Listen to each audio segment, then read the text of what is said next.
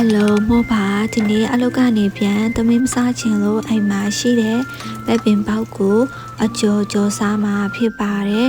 အရင်အဆုံးချင်ရလောက်ဖို့တော့မကြီးတီးကိုရေရင်ဆိုင်ထားပါမယ်ပြီးရင်ကိုရီးယားထော်အကျော်မုတ်ထဲမှာဆွနွင်းစားအရတာမုတ်တကြားနဲ့ငယ်ထည့်လိုက်ပါတယ်ပြီးရင်တော့ရေအနှဲငယ်ထည့်ပြီးမုန်နေပြီးတော့ကိုကျော်မဲ့ပဲပင်ပေါက်ကိုထည့်ပါတယ်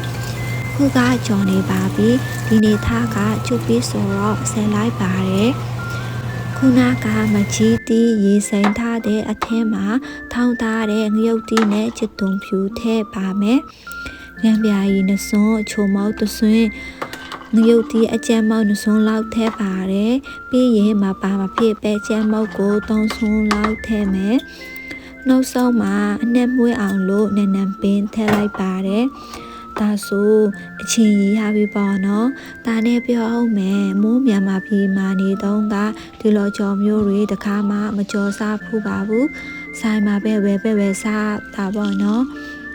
နိုင်ငံခြားရောက်တော့မလုပ်ဘူးသားတွေအကောင်လုံးလုပ်တတ်နေပါတယ်ဒါနဲ့ကြော်ထားတဲ့မုတ်သားကတော့ချွတ်ရွနေရော